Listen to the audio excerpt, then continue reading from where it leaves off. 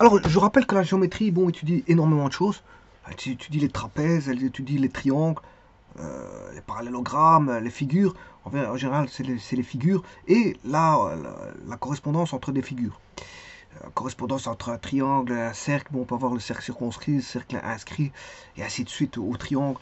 On peut avoir des trapèzes dans les cercles. Bon, vous voyez que on a souvent des problèmes de démonstration, de faire des observations.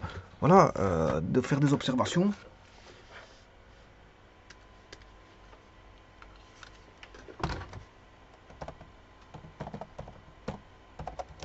Observation. Oh,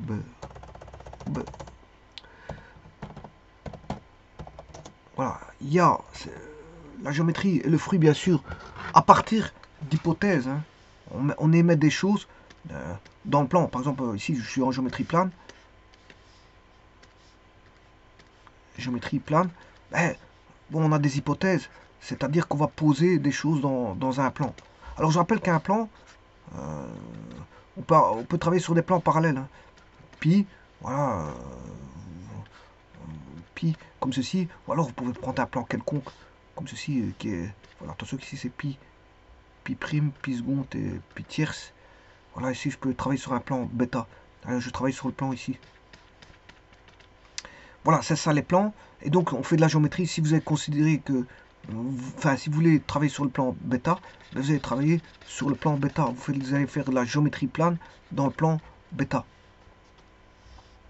Alors donc, on va émettre des hypothèses, c'est-à-dire qu'on aura des données qu'on va placer dans ce plan. Hein. On a un point que vous avez placé quelque part, vous avez une droite, voilà, vous avez une figure, un triangle, vous avez un cercle, vous avez un parallélogramme, voilà, vous avez un trapèze, tout ce que vous voulez. Voilà, dans ce plan, vous travaillez dans ce plan. Alors, ces hypothèses-là, ben, il faudra disposer, on aura des hypothèses, probablement une disposition de des figures, ce que j'appelle figures, bon, ça va du point à toutes les figures, hein. Ça va du point à toutes les figures, c'est-à-dire cercle, trapèze, triangle, quel que soit le type de triangle, euh, voilà, toutes les figures planes qu'on peut, quadrilatère convexe, non convexe, voilà, ce que vous voulez comme figure, mais généralement, attention que la trigonométrie du triangle a énormément de théorèmes, hein. Et notamment les cercles. D'ailleurs, ici, je vais voir la position relative de deux circonférences. Il y a deux cas, je vais voir le cas numéro 1. Je vais voir le cas numéro 1, vous allez voir comment on peut créer un cas numéro 1. Alors, donc je disais ici, on a les hypothèses, on a la disposition des figures, on a l'observation par rapport à tout ça, et bien sûr, on demande de démontrer, on peut démontrer, donc au travers d'une thèse, de faire une démonstration, voilà, une démonstration,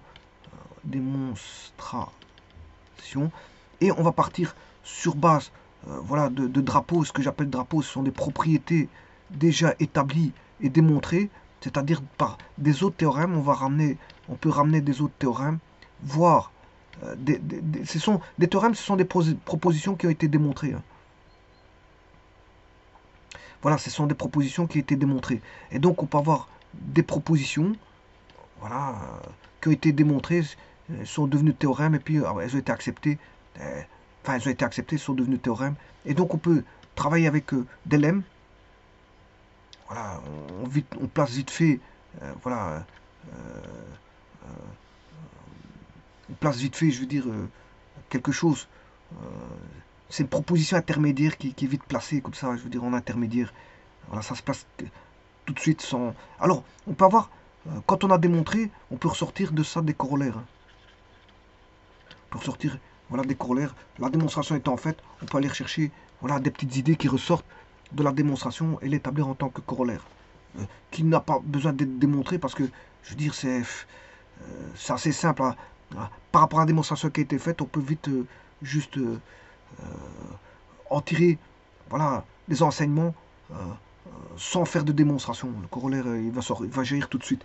Il jaillit de la démonstration qui a été faite auparavant. Il suffit de rajouter quelques points et voilà, on établit un corollaire. Voilà. Et donc, mais quand ces corollaires sont établis, ben, une démonstration peut aller chercher des corollaires d'ailleurs. On va dire on a des corollaires externes qui deviennent des corollaires Voilà, des corollaires, on va chercher des corollaires externes. Voilà, on va chercher des corollaires externes. Bon, d'autres pour faire notre démonstration, on a besoin de peut-être de corollaires externes. On a besoin de lemmes externes. Et là, voilà, toute la difficulté de comprendre un corollaire externe d'un corollaire interne. Corollaire interne, c'est quand vous avez fait votre démonstration, vous pouvez en tirer des enseignements qui sont qui peuvent être vite dits sans démonstration. Ce sont des corollaires internes. Mais maintenant, démonstration, pas aller chercher des corollaires externes provenant de d'autres théorèmes ou deux théorèmes possèdent leurs corollaires. Voilà. Donc il y a corollaire interne, des corollaires externes. Corollaire externe, c'est ce qu'on va rechercher comme corollaire qui existe. On va rechercher pour le démontrer, pour faire notre démonstration. Voilà. Alors ceci étant dit, donc qu'est-ce que la géométrie plane va ramener? Ben, va ramener des dispositions de figures, donc des dessins dans le plan. Parce que si je suis en géométrie plane, on va avoir des observations. Bien sûr, on aura une thèse à démontrer, puisqu'en fait, il faudra, à partir des données, faire de l'observation et démontrer ce qu'on voit. Et ensuite, après, on fait de la démonstration en cherchant des propriétés déjà existantes, voire des théorèmes déjà existants, voire des lemmes déjà existants, voire des corollaires externes déjà existants. Voilà. Alors, ici, le lemme, c'est un lemme externe. Hein. Ici aussi, ça, c'est un... Je peux créer des lemmes internes ou des lemmes externes. Voilà. Tout dépend si ça vient de l'extérieur ou si ça vient de la démonstration propre. Voilà, voilà, on peut créer des lemmes internes et externes. On va dire ça comme ça, en géométrie c'est comme ça. Bon, alors ceci étant dit, donc il y aura bien sûr dans tout ça de la construction. La géométrie va nous demander voilà, de la construction. Le but premier de la géométrie, c'est la construction. Hein. C'est la construction. Géométrie, et notamment dans le plan, géométrie plane, ben, elle est basée sur de la construction. Un géomètre va faire de la construction sur papier. Construction sur papier, par des mesures. Ouais, alors les mesures des mesures faites par des appareils, je veux dire, adaptés où le géomètre a bien sûr a suivi une formation pour pouvoir utiliser son appareil. Le régler, le cadrer, le régler, voilà, le positionner. Et une fois qu'il est positionné et réglé, ben, il peut commencer à faire ses mesures. Il va mettre un pieu, il va, par rapport à son réglage, il va regarder, enfin un pieu, une position, il va mettre des positions, voilà, par rapport à son travail, voilà, et à partir de là, bon, il va régler l'appareil de telle manière à pouvoir prendre ses mesures.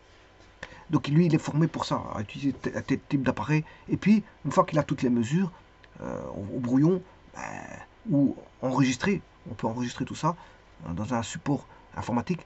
Une fois qu'il a enregistré tout ça, il peut faire le dessin complet avec une certaine précision donnée par l'appareil de mesure. Voilà. Par l'appareil de mesure. Voilà.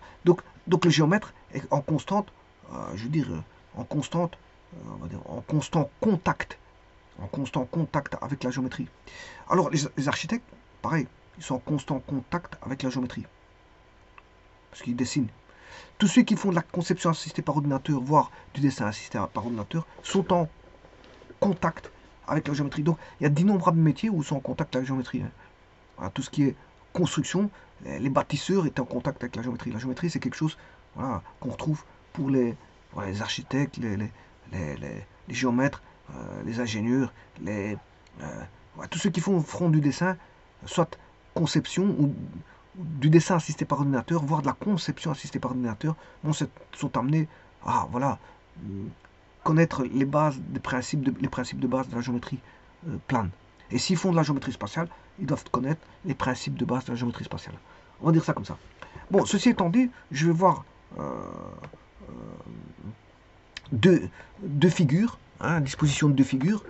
La disposition, comme je l'ai dit ici, la géométrie, c'est les dispositions des figures. Et ici, je vais voir deux cercles. Les figures, ça va être deux cercles.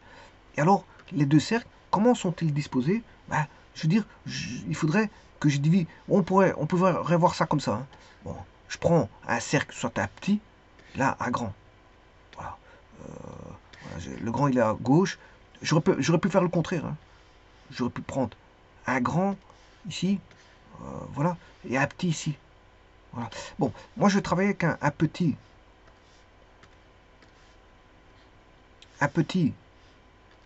à gauche, si on a une origine, ici j'ai un rayon petit r. Là j'ai une origine, là j'ai un rayon grand R. Voilà, entre les deux, on va relier. Tout d'abord, ici j'ai, je vais effacer ce que j'ai mis ici. Voilà. Alors ici j'ai un cercle de gamma 1 de centre au 1. On va mettre au 1. Je considère qu'au 1 c'est le de gauche. Ici j'ai un cercle gamma 2 de centre au 2. Voilà, ici j'ai au 2. Alors les rayons ne sont pas les mêmes.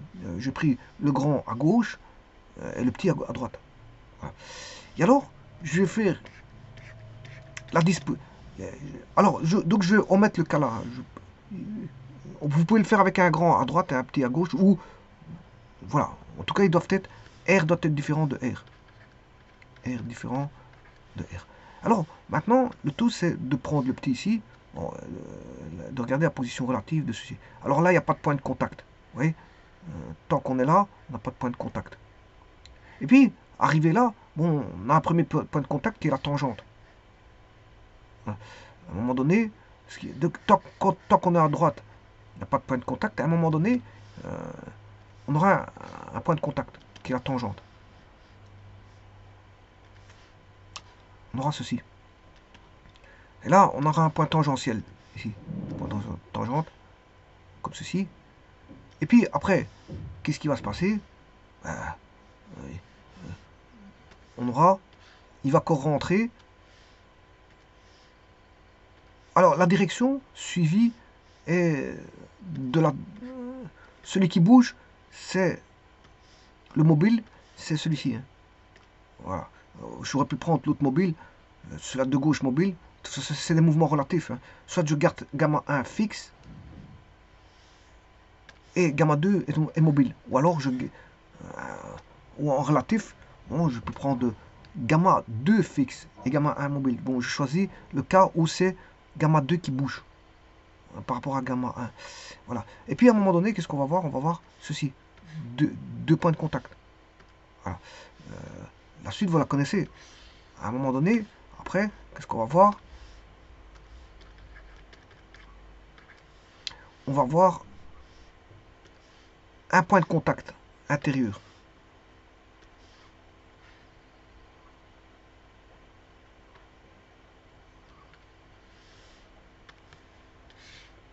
Et puis qu'est-ce qu'on va voir? On va voir plus de contact. Plus de contact. On va voir ceci. Voilà. Décentré. Et la dernière chose, on va voir concentrique. Voilà. Le dernier, il va être concentrique. C'est-à-dire que on aura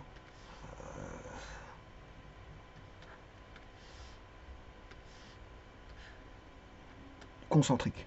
Comme ici, ils ont même centre. Hein. Mais, même centre, mais des rayons différents. Donc, ça veut dire que on a le premier état. Je peux mettre ça sous forme d'état. État 1. État 2. État 3. État 4. État 5. Et état 6. L'état 1, c'est celui-là, le premier, hein, tout premier, état 1. Ah, c'est celui-là, l'état 1. Donc, celui-là, je vais l'effacer. Voilà. Donc ici, on peut regarder, ici, il y a état 1, 0 point de contact. Alors, contact, je vais mettre contact. Voilà. Point de contact, je vais appeler ça PC. Donc, il y a 0 PC. Là, il y a 1 PC. Là, il y a 2 PC. Là, on se retrouve avec un PC. Là, il y a 0 PC. Et là, il y a aussi 0 PC. Mais la différence entre les deux, là, son centre, il est là. Hein, l'autre, le centre, il est là-bas. Donc, ils sont décentrés. Alors que là, ils sont concentriques. Ils ont le même centre. Ils ont le même centre. 1 égale au 2. Voilà. Alors, maintenant, comment étudier ça? Je pourrais étudier ça de la sorte suivante. Bon, j'étudie, je fais une première vidéo qui va concerner ceux qui sont aucun point de contact, 0 PC. Alors 0 PC, ben, il y a 0 PC là, lui il est extérieur, voilà. 0 PC, là, ici 0 PC, ce qui c'est 0 PC, 0 PC, 1 PC, voilà, c'est PC, là 0 PC. Alors là, il est intérieur. Alors, pour mon premier cas de figure, ce sera 0 PC extérieur et 0 PC intérieur. Donc c'est les deux là. C'est, quand je dis ces deux là, c'est le cas-ci et le cas là. C'est 0 PC, l'un extérieur, c'est 0 PC. 0 point de contact. Alors, je vais prendre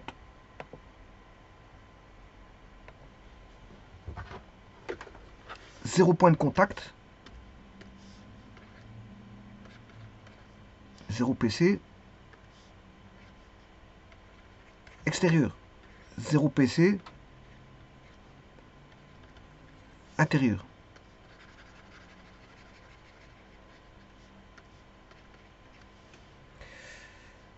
Alors, 0 PC extérieur, ceci, ceci, ceci, ceci. Alors, je vais l'appeler O1, O2, gamma 1, O1, gamma 2, O2. Alors, gamma 1, O1, gamma 1 c'est le grand cercle, O2. Alors, grand cercle, rayon R, petit cercle, petit r. Grand cercle, rayon R, petit r. Voilà pour celui-ci.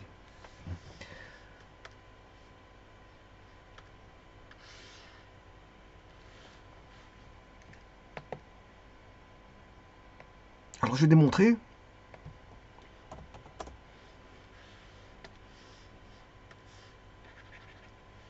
Alors, qu'est-ce qu'il faut démontrer? La thèse. Ça, c'est la thèse. Hein. Ben, il faut démontrer que la distance, on va dire, des centres est supérieure à la somme des rayons. Donc, la distance des centres. Alors, c'est distance de centre à centre. Hein. Donc, c'est-à-dire que c'est la distance O1, O2. La thèse, il faut démontrer que c'est plus grand que supérieur à la somme des rayons. C'est-à-dire à R plus petit r. Bon. Ici, il faut démontrer dans la thèse ici que la distance des centres, c'est-à-dire la distance de centre à centre, qui est O1, O2, voilà, ici, elle est inférieure à la différence des rayons, inférieure à grand R moins R. C'est ce qu'il faut démontrer. Alors si, pour la démonstration, alors démonstration, je vais mettre D pour démonstration. Voilà. La démonstration, on sait bien que O1, O2 est égal à... Alors, ici, je vais mettre une distance O1, O2. Elle va... Ici, on a... Je vais appeler ça A. Celui-ci B. Voilà. La distance O1, O2, ben, c'est O1A plus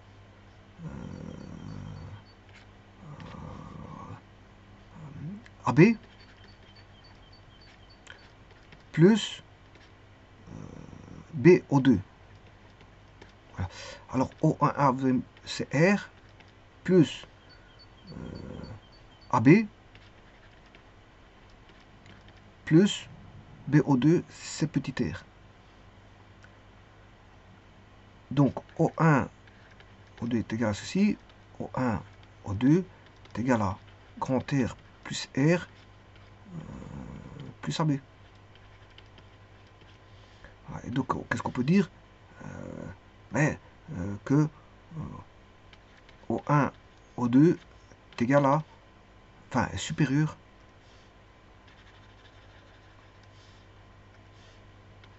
à R plus R. Voilà, ce qui fait la démonstration.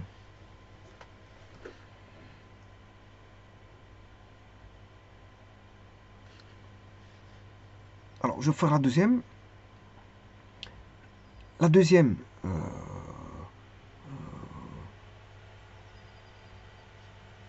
que vaut O1, O2?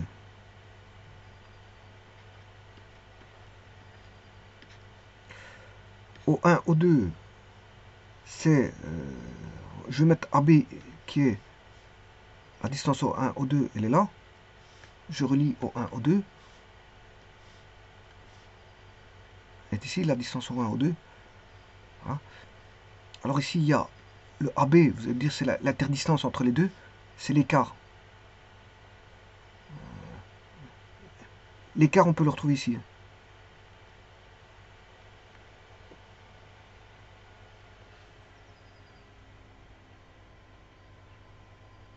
Ici, j'ai pris l'écart entre les deux qui étaient ici, en extrémité. Là, l'écart, je vais le prendre. Voilà, pourquoi pas, ici, ça pourrait être bon. Voilà, donc là, je mettrai A, B. Et donc,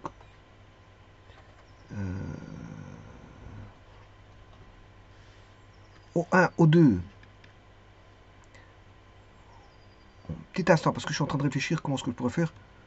J'ai pas la réponse toute faite, mais il faut que je réfléchisse encore pour l'intervalle AB. Normalement, O1, O2, c'est cette distance-ci. Voilà. O1, O2, c'est ça. Et ça, je peux l'avoir facilement. En faisant... Alors à ce moment-là, je vais chercher OB.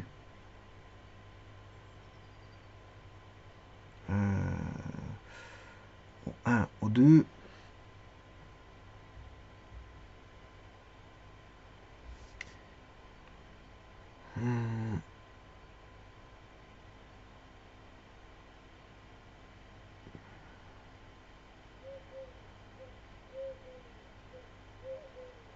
Bon, il faut que je mette en plus grand.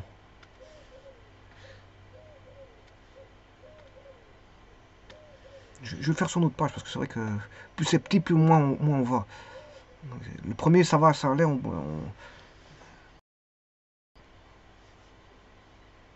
Ah, petit instant. Petit instant parce que je n'ai plus accès.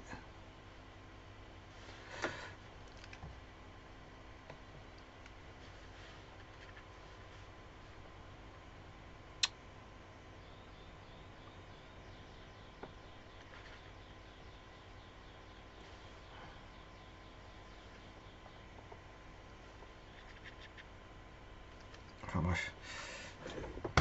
Problème technique, mais enfin bref. Alors, ce que je vais faire, je vais mettre un cercle ici. Voilà, et un cercle là. Première chose qu'on va faire, on va passer voilà, un centre ici.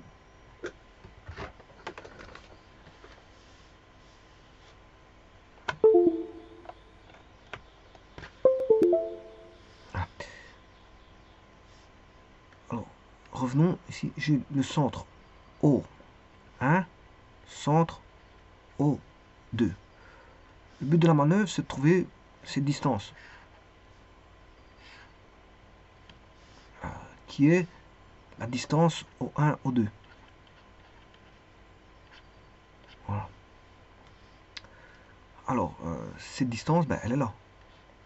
O1, O2. Sachant, on sait que ceci, tout ceci fait R.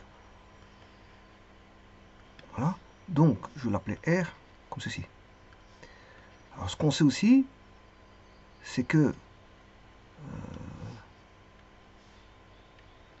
tout ceci fait petit r.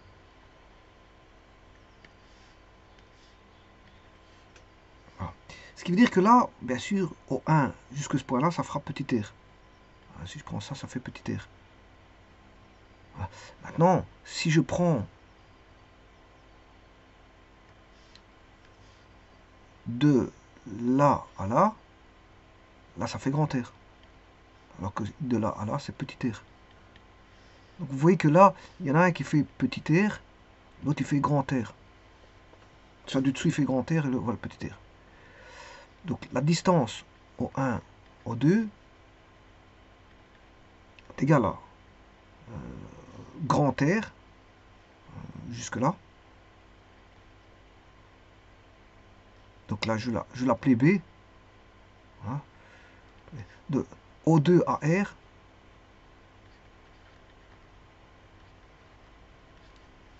Et de ça, il faut enlever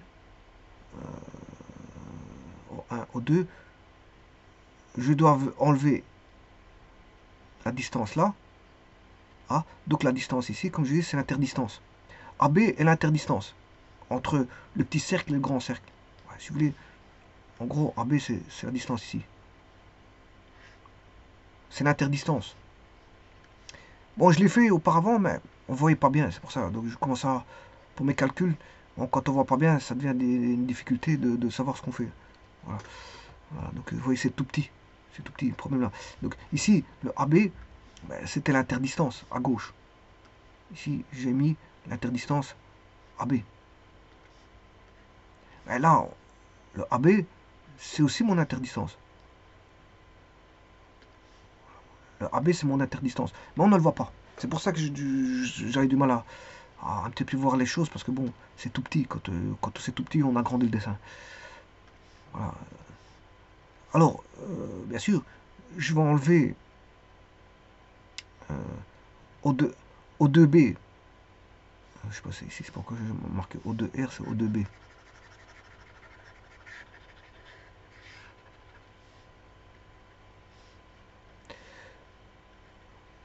O2B,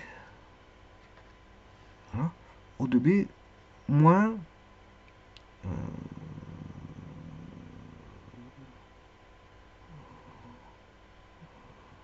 O1, O2, je cherche O1, O2, de là à là, je fais O2B, voilà, qui est en jaune, qui est R, grand R,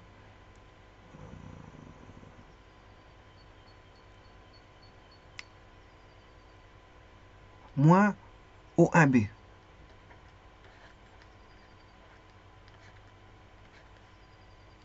Moins O1B. Voilà. Donc ce qui veut dire que O1, O2 est égal à O2B moins et O1B, O1B, c'est O1A plus AB.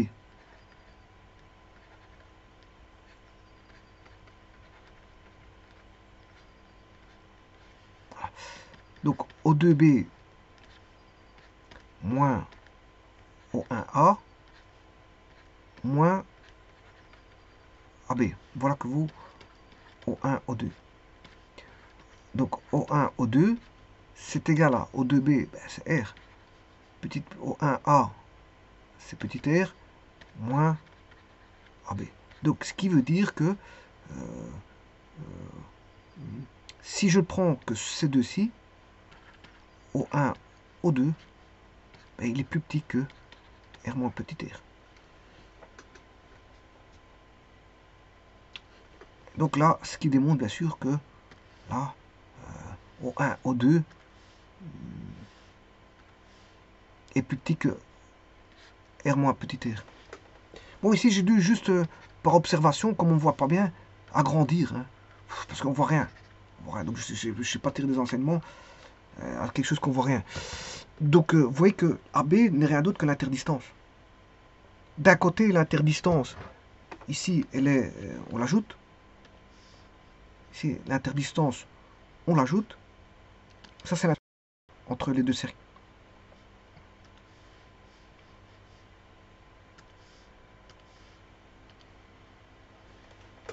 Voilà. Et ici, l'interdistance, on la soustrait. L'interdistance, on la soustrait. Donc quand c'est intérieur,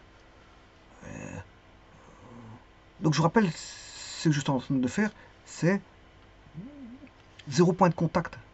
Alors, 0 point de contact extérieur, 0 point de contact intérieur. Alors, 0 point de contact extérieur, ben, il faut additionner aux deux rayons, aux deux rayons de cercle que vous avez ici, R plus R, ben, il faut additionner quoi? Voilà, l'interdistance. Il faut additionner l'interdistance. Donc l'interdistance qui est AB. Donc on additionne les rayons.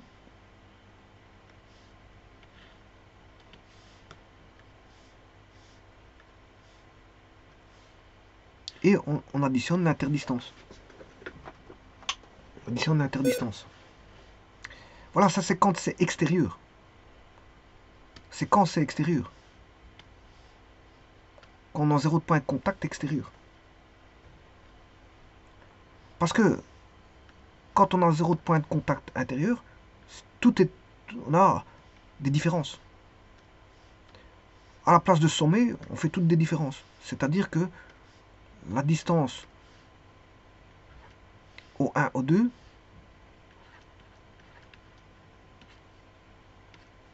voilà, c'est O1B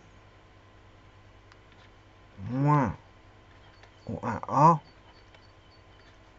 moins l'interdistance AB. Ce qui veut dire qu'on a grand R moins petit r moins l'interdistance AB. Donc là, vous voyez que quand... là, ici, c'est des différences. Quand c'est extérieur, c'est des différences de rayons. Voilà, différence de rayons.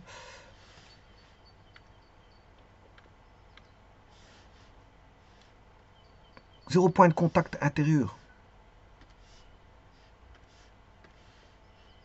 Différence des rayons et non plus la somme. Et en plus de ça, l'interdistance, elle est soustraite. Donc on a toutes des soustractions, si vous voulez. On a toutes des soustractions.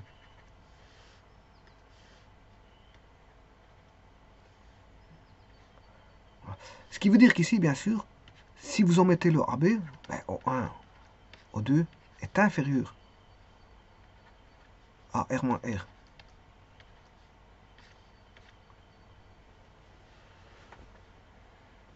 Et donc ce qui démontre, voilà comment ça se passe dans un premier cas de figure où on a 0 point extérieur.